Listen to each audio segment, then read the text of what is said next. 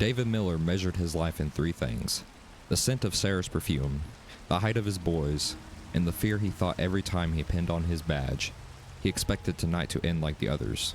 It didn't. Miller's police cruiser sat with only him inside. His clock read 11 p.m. A deep sleep crept over him, unable to stay awake as he usually did on most nights. The dispatcher came over the radio. All units, we have a 10-10 in progress at Como Plaza. Large group, multiple physical altercations. Reporting parties say it's spreading toward the Needle. Another voice came through the radio. Mary 12, I'm 3 blocks out. I see the crowd, it's a mess. They're just hitting whoever's closest. Send more units now. Slumber engulfed him.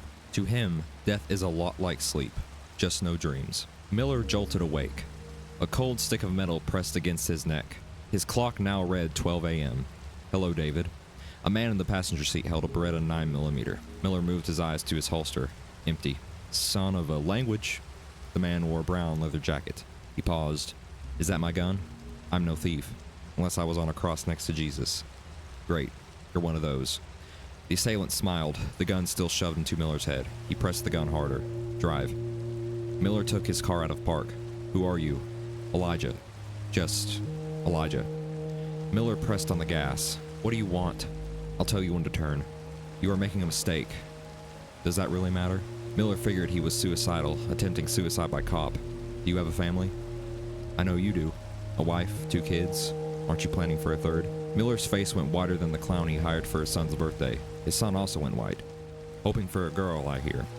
The wife must have mentioned it to her parents, but Sarah's family didn't know anyone with the name Elijah, let alone anyone who kidnapped a police officer. He could smell his wife's perfume, yet she hadn't been in a squad car since their anniversary almost a full year ago. 10 degrees of heat choked his brain. How? It was the only word he could get out. Elijah ignored the question and proceeded to give directions. Turn after turn didn't even register in Miller's mind, only in his arms. The only thing that registered was their anniversary next month. The temperature earlier that evening had been perfect for a wedding. I know you wanted a girl twice before, but you got boys. Not a word. The red of the traffic light glowed on their faces. Elijah began mumbling something. It was rhythmic. Between these rhythmic mumbles came the words, Abba Father, your red words that sit in thy word are powerful. He spoke just loud enough for Miller to hear. Red letters? In the Bible, Miller's grandmother used to keep on the nightstand. Red ink spelled the words of Christ. You're praying for me? You have a gun to my head, and you're praying for me. Miller's voice sounded foreign in his own ears. Elijah remained focused in prayer, eyes still locked on Miller, his stomach flexing as he mumbled his rhythm. The light turned green. Miller ceased praying and pressed the gun. Drive. There they were, the Hiram M. Chittenden Locks. Elijah stepped out of the car. His gun remained on Miller. Follow me. Miller got out and followed. The air here was different. Different as in damp and heavy with the scent of algae and cold concrete. Yet the air was summer night.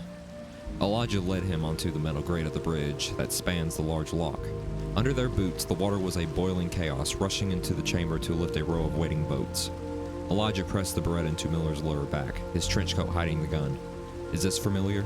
Miller squinted, looking down into the churning depths. What was he talking about? I've been here once, on a call, I believe. Yes, you came here on a call. A group of teens were harassing an old man. The roar of the water filled the gaps between his words. Once you chased the teens off, he told you that a man is like one of those boats. If he stays in the salt too long, his hull will corrode. To survive in fresh water, he must be leveled. Miller remembered the man's face, which weathered like driftwood. Silas.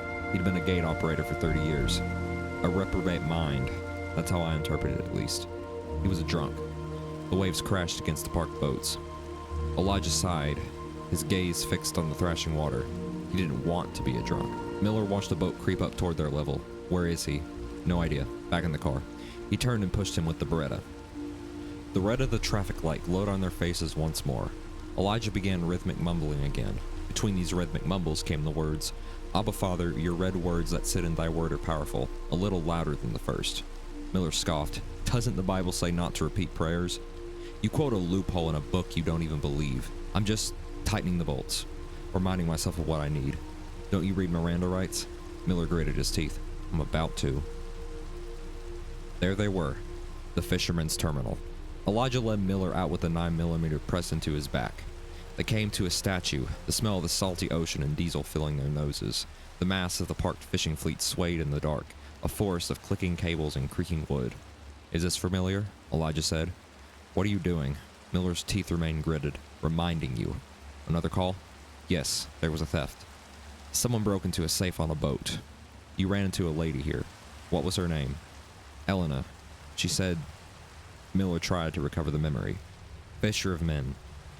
Miller turned his head, trying to catch Elijah's eyes. Excuse me?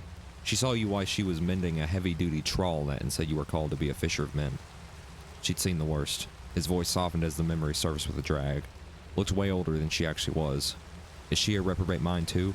No, and neither are you. So Silas is. Elijah sighed. No, he let go of the net. I mean, you are in danger of that, meaning you are close to not caring what you do. That's what Silas was warning you of. If that happens, you will never be a fisher of men. God spoke through those two. Let me guess, is God speaking through you? Is this third time's the charm? It's a bit much to say he's speaking through me. It's not always easy to tell, but he spoke through them. Elijah let out a short, dead laugh and paused. Good point. I never caught those thieves, you know? I know. Maybe they got a second chance. I like to think they did. Let's go. Elijah pressed the gun into Miller's back and began their walk back to the cruiser. So you just want them to get away with it? No, I believe in justice, but if they know our God, it's not worth it. So let crooks get away. No. No. Is it really worth chasing after someone who's already been caught? They haven't been caught. What are you talking about? They've been caught all right. I saw them in church last Sunday, and the Sunday before that, and before that. Miller let out a dry, disbelieving laugh. You go to church? Sometimes. Elijah led Miller's driving to the Aurora Bridge. Miller's stomach flipped. This was bad. The girl tried to jump. Only 13. That police chaplain was too weak. But she's 15. Elijah's voice was steady, cutting through the low howl of the wind whipping through the open windows. He just stood there. Miller's grip on the steering wheel tightened until the leather groaned. But she's 15. You must learn to forgive, even when there's nothing to forgive. Nothing? Miller's voice cracked, sharp against the hum of the tires. He did nothing. What he did was faith. Elijah stared out at the drop to the black water of Lake Union far below. But yeah, sometimes that can feel like nothing. Miller's mind dragged him back to that afternoon. The rain matted the girl's hair, her feet bare on the cold concrete. A group of girls had been bullying the girl for months. One day, she couldn't take it anymore. The chaplain stood on that bridge with what appeared to Miller as a heartless stare at the girl. What Miller failed to see was the love lodged in his eyes and the faith etched in his soul. With one wrong move, the girl would have stayed 13.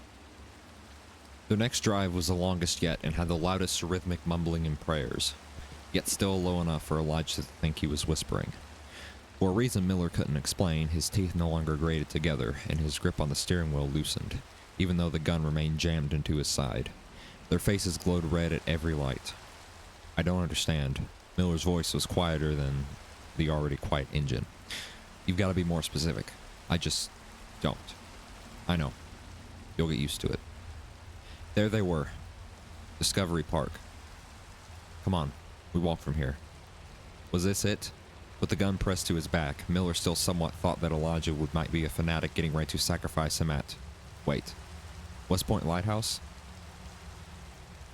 One long walk later, they stood before the West Point Lighthouse.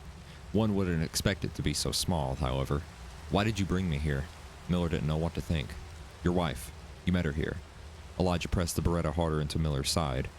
Every night, she prays that you come home. This isn't your calling. I know I put myself in danger, but I can't just shy away. You're right, but you have another calling. And that's the sign. Danger can't be a sign. Not always, but this is not always. Besides, who said your next calling wouldn't be dangerous? Maybe God is calling you into more danger than you've ever known. Then bring it. Are you sure? Miller hesitated. He kept hesitating. And hesitated some more. He was near collapse. I'm sure. See? You'll get used to it. Come on. Let's go back to the car. It was the same long walk back, but the world looked different now. The shadows of the madrone trees were retreating as the sky bled into a pale bruised violet. By the time they reached the cruiser, the first sliver of the sun peeked over the Cascade Mountains, turning the dew on the windshield into 1,000 tiny diamonds. They sat in their usual spots, the gun still pressed into David's side. The pressure left David's side, which made him flinch more than when Elijah would press it into his side. Elijah aimed the gun at the windshield. Click. The sound was tiny, yet it filled the entire car. Just a click. No explosion, no shattered glass, just the dry metallic sharp of a firing pin hitting empty air. Elijah pressed the release, and out came the magazine. No bullets. He dropped the gun and magazine, walked, and didn't look back, his brown trench coat swaying in the windy sunrise, disappearing into the light like a ghost returning to the ether. David picked up the weapon. His hands were trembling with such violence that he almost dropped it. He stared at the empty magazine, then at the man disappearing in his side mirror. The radio hissed with static, a sharp metallic bite that cut through the silence of the cruiser's cabin. Adam 12, dispatch Adam 12, status check. We lost your signal at 0200 hours. Respond on channel 1. David's hand shook as he reached for the mic. The plastic felt heavy and cold. He dropped the firearm and keyed the toggle. Adam 12, David, he said, his voice sounding as if it belonged to someone else. I copy. Miller? We have Mary 12 looking for you near the terminal. What's your 1020? What happened out there? David looked at the empty gun. He looked at the golden light flooding the dash, drowning out the red glow of the instrument panel. I fell asleep, David said, the truth of it finally hitting his lungs. But I got caught. Sarah Miller sat in a chair at their front door, something she always did when her husband was late getting home. Her phone was hot in her hand from trying to call and text her husband all night. This was the latest he'd been, ever. She had sat in prayer for so long that she didn't notice David standing on the porch, hesitating to open the door. She opened her eyes and froze. David didn't have a choice. He flung the door open.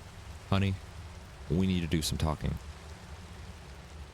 The next morning, David arrived back at the station to comb through some files. He found the name Elijah Holt in multiple files with stalking charges. In a search of his home 5 years back, found high-grade listening devices. Documents described Elijah as wearing a brown leather trench coat and carrying a Beretta 9mm. He also appeared in another file as a suspect in a cop assassination, but the prosecution couldn't prove his guilt. David's phone dinged on the counter on the other side of the small office room. Miller, you have a message. Want me to read it off? His cop buddy stood nearby, steaming coffee in hand, its smell of cream filling the air. I'd rather be called David now, but yes. His colleague picked up the phone and read from the lock screen. This is my only message to you before I leave the country. I didn't want to get in that car. I was fighting the urge. I lost. And once you woke up, I couldn't back down. You would have killed me. But God didn't let me load that gun.